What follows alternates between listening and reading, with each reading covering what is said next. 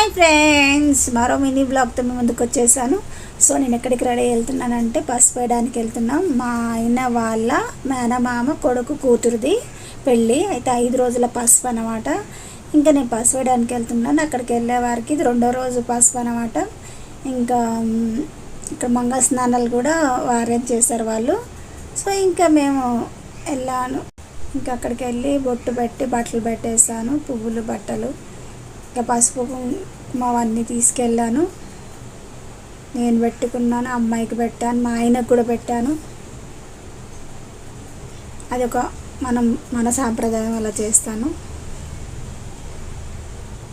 So మీకు ఈ video నచ్చినట్టయితే లైక్ చేయండి, సబ్స్క్రైబ్ చేసుకోండి, పక్కన బెల్ ఐకాన్ క్లిక్ చేయండి, మొత్తం వీడియో చూసేయండి ఫ్రెండ్స్.